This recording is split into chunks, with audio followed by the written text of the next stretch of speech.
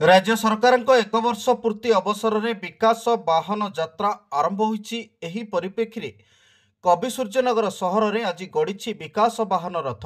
गंजाम जिला कविसूर्यनगर विज्ञापित अंचल परिषद कार्यालय ठारू सोमवार एही विकास वाहन रथर शुभारंभ करिसेंती कविसूर्यनगर विधायक प्रताप चंद्र नायक और आसिका सांसद अनिता शुभदर्शिनी पट्टनायक। एनएसी भारप्राप्त अध्यक्ष विक्रांत साहू तत्वावधान में अनुष्ठित उक्त कार्यक्रम में बहु काउंसिलर, कार्यनिर्वाही अधिकारी कृष्णचंद्र रथ, कोदला एनएसी अध्यक्ष सूर्यनारायण नायक, बहु संख्यार महिला गोष्ठी एवं बहु कर्मकर्ता माने उपस्थित रहिथिले।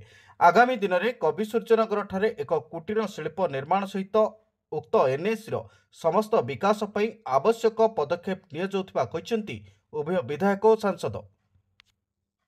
देखो केंद्र सरकार 11 वर्ष पूर्ति, राज्य सरकार 1 वर्ष पूर्ति, कौटी ना कौटी लोकों सरकार लोकों पाखे पहुँचारे सफल होती। सरकार जेतक जनहितकारी योजना से कौटी ना कौटी साधारण लोक शेष प्रांतर शेष व्यक्ति जमी सरकारी योजनार वंचित नहब कौटी ना कौटी यही संकल्प नहीं आज यही उत्सव आम पालन करुचु, जोटि किसी हिताधिकारी प्रधानमंत्री आवास बंटन कराला। बर्तमान रथ मध्य उद्घाटन हम। माननीय विधायक श्री प्रताप चंद्र नायक उपस्थित अच्छा। कौटी ना कौटी सांसद विधायक मिसिकी आज ये संकल्प नौचु विकसित ओडिशा सांगे विकसित कविसूर्यनगर निश्चिंत हम।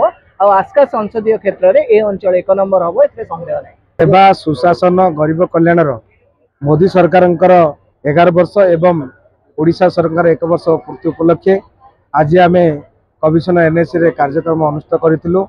एठी विकास रथ बाहर ओडिशा सरकार एवं केंद्र सरकार जो जो योजना आम कार्यकारी करूँ लोक केते दूर पर्यंत पाई जो माने ये योजना वंचित अच्छा से योजन केमती लाभवान हो पारे तापाई ये कार्यक्रम आज रथ यू बाहर प्रत्येक गली कंदी में बुल जो जो हिताधिकारी मैंने जो मैंने योग्य हिताधिकारी अच्छा वंचित अच्छा से केमती जोड़ा जापाई ओडिशा सरकार और केंद्र सरकार ये गोटे प्रयास निश्चित आम आशा रखुचु जे कविसन एनएसी जहाँ जहाँ आवश्यकता अच्छी भित्तिभूमि को आम सुदृढ़ करूँ। अति निकट में आमर रोड वाइडिंग काम आरंभ हो बर्तमान सर्वे काम सरी नुआ बस स्टाण्ड अनुष्ठित काम चली जो पुराना बस स्टाण्ड जो निर्माणाधीन बस स्टाण्ड कथा कहते मसे भितर आरंभ करूँ। एटी विभिन्न पोखर उन्नतीकरण चिंता करूँ।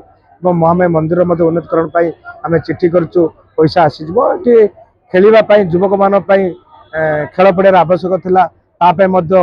10 एकड़ 15 14 एकड़ भितर आम जगह निर्धारण कर सारी पैसा पलि आसी से कार्य मत तुरंत आरंभ हो। गोटे मुख्य कथा है आमर एटू दादन खटिया को बहुत युवक बाहर को जाऊँच आम निश्चिंत करूँ।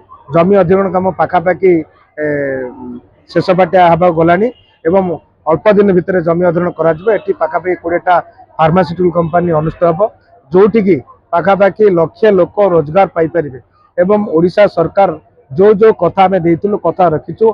ये हूँ मोदी सरकार सबका साथ सबका विकास दलगत निर्विशेष आम समस्त नहीं कम करूँ। कौन हिताधिकारी कौन पार्टी नुहे समस्ते केमती योजना जोड़े ओडिशा सरकार यह गोटे प्रयास।